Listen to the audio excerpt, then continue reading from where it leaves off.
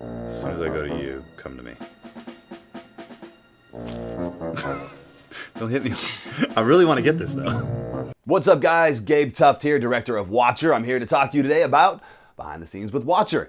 Now, I've been a huge horror film fan since I was a kid. I loved all the major horror films. I'm not, however, a fan of slasher flicks, so all the blood and gore and stuff like that. Not really my thing, it's more of a suspense thing. Now, Watcher came about because recently, my daughter, who is 7, wanted to make a video for YouTube. She wanted to make a movie. And of course, if I'm gonna produce it and film it, it's gotta be good. So her and I sat down to script out what would be a story about a magical book, the Unicorn Princess, the Unicorn Queen, and the Headless Horseman.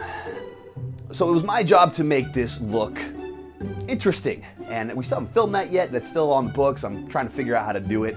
That's coming next. In the process, however, I started looking up cool special effects, and I stumbled across some horror shorts on accident. I was actually looking at Film Riot's site for some tips. Those guys are amazing, by the way, and they had some stuff on Danny Donahue. And if you look at the beginning of Watcher, when I'm actually looking at the laptop and I'm sitting there in the living room, you can see a clip from Danny Donahue's short horror film Frostbitten. And actually, Danny was my inspiration for this. In one of the films, I think it was the making of Frostbitten or the making of Lonesome Thing, he encouraged you to go out and try. So I said, you know what, I'm really interested in this, let's go try.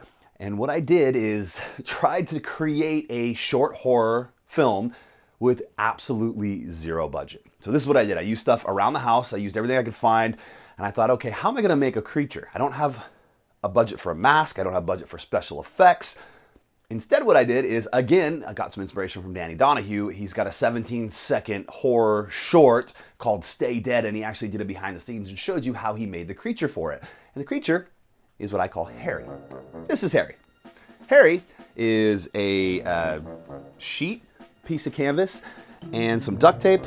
And if you look behind, I actually unscrewed a broom, used some extra fabric to puff him up, and then underneath, I don't really want to take him apart, but there's like this plastic head. My daughter had it laying around. It was, it looked like something somebody learned how to cut hair on. It was just like a funny face. And so I just stuck it in there, and then I took some paper towels and I rolled them up and made a circle and duct taped them to the front for some eye sockets. Zip tied this tight together to give it some depth. And then I took duct tape and wrapped it around the top of this guy to make some horns. And literally, I didn't have any string, so I used an old USB cable to tie this together. So this is Harry. And then we had some acrylic paint laying around because my wife is into crafting, so I had red and I had white and I had black. And so I just went at it. Actually, Mia helped me paint. We painted this white to cover up the black duct tape.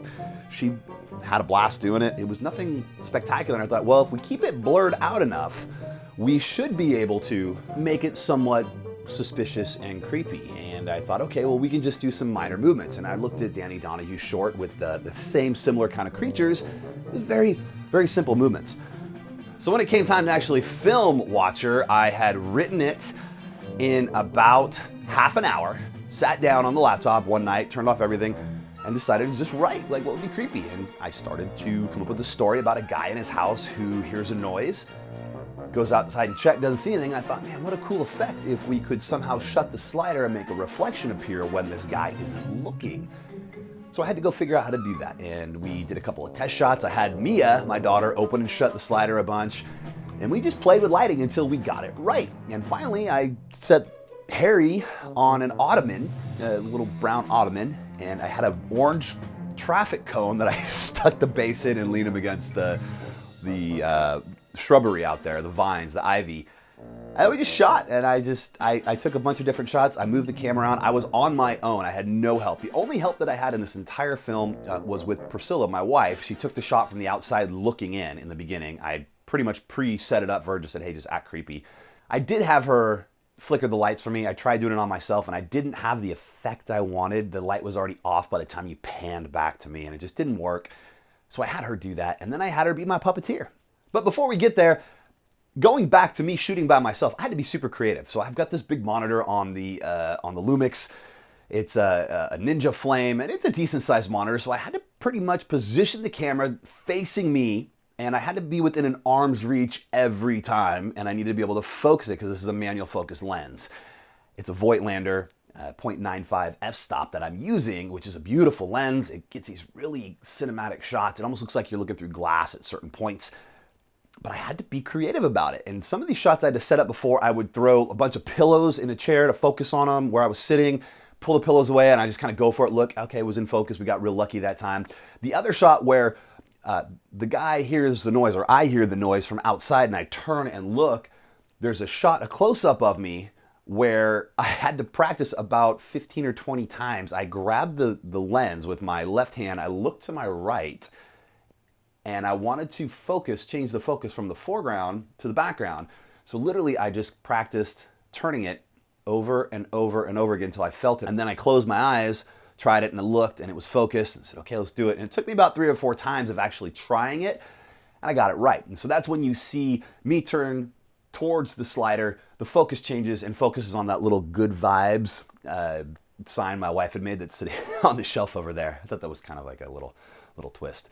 But as far as the puppet goes, when we started doing it, I had Priscilla come down, and I knew that I could block the puppet out on my own, or block out Harry on my own. I was leaning over the fireplace, so I stuck the camera in the fireplace, shot outwards, and I did it on my own. I tried to block him when I moved. He was there, but there was no movement with the puppet, so I had to have Priscilla move him, and it was just a huge trial and error kind of thing where we didn't want him to move too quick, and we tried laying him down and then bringing him up, and then it just looked like, it was a puppet rising up off the ground. It looked pretty ridiculous. And finally I thought, okay, just dip him down a little bit, and then when I drop down, stand him up, and then the reveal will happen when I actually kind of slide one direction. And as I slide there, I'm just gonna slowly move him forward. So it'd be, I'm here, he's up. Even if you see that, that's okay. I don't want to see him yet. So put him behind me, and then let me move out of the way. So it'll be like this. So he's holding still. And then I'm gonna go like this. Now I'm moving forward. Hold. That's it. I think we did about 6 or 7 takes on that, and then I spun around, got the shot of the wall, and the big reveal was him at the end, and then I had Priscilla bring him forward a bunch, and we played with that probably 10 or 12 takes. I just let it run, and just over and over and over again of her bringing the puppet forward. I tried focusing. I had my hand on the lens again. We tried focusing it a couple times, maybe switching back to Harry so that you could see him really good in focus. But the more I focused on him, the more it just looked like a fake puppet. So I wanted to keep him out of focus. When I got everything together, I looked at it and I decided it's cool, but it just doesn't have that believability. It looks still kind of like a puppet.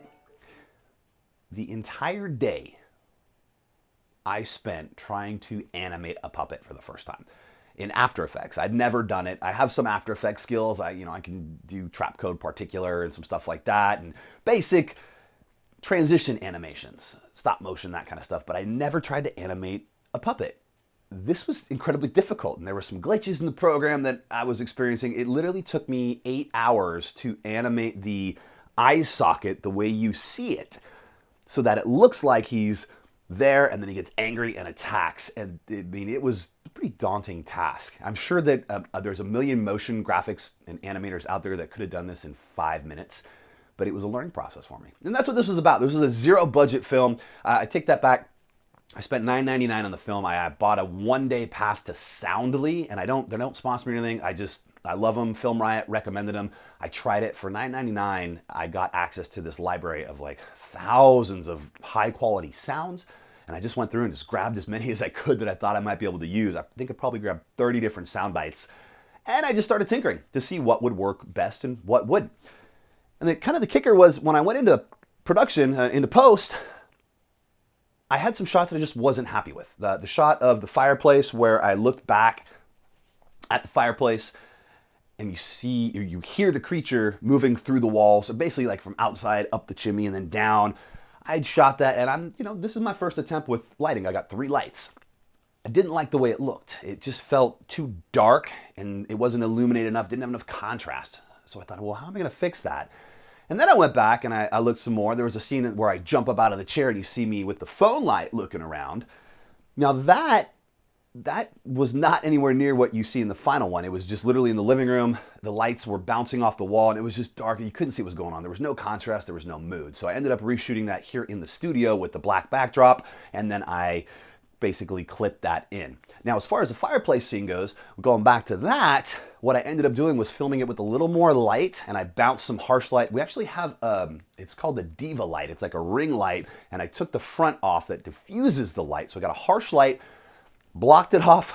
I should have taken a picture of this. I blocked it off with 2 blankets, so I had the slit in the center, and then I bounced it off the wall behind me so that it wasn't super bright, but it was enough to bring up all the highlights and the shadows. Then I dropped it into After Effects, and this is where I think the magic happens, where I've got some lighting, not skills, but experience, I guess, with After Effects. I was able to basically make a light show that it looked like my phone flashlight was following the sound. It darkened everything up. I used some Lumetri color to bring the exposure down a little bit so it still looked like it was in the dark. Oh, I did that with the fireplace scene as well. I actually ended up going back and sitting the camera right in front of the fireplace in 4K. This is a 1920 by 1080 YouTube ready film, so I was able to zoom in slowly on it. And then I did the same thing. I used 3 lights, 1 on the center and then 2 from the side in After Effects to illuminate it so you still feel like you're in the dark, but you see enough of the fireplace to actually go, okay, this is the point of interest right here. That's basically it for the behind the scenes for Watcher. I want to give a quick credit to Danny Donahue for the creature idea. I know it looks very similar, but you inspired me to try something new. I just got out there and filmed and did what I could. So thank you to Danny Donahue. And everybody here watching, I'd love to get your feedback on this. I'd love to see what you thought of the short film. It was my very first attempt. Remember, $10 spent total on sound effects, nothing more, nothing less. Household stuff. I'd love to do something with a little more budget. Give me some ideas. Tell me what you think. I'm open for criticism. See you next time.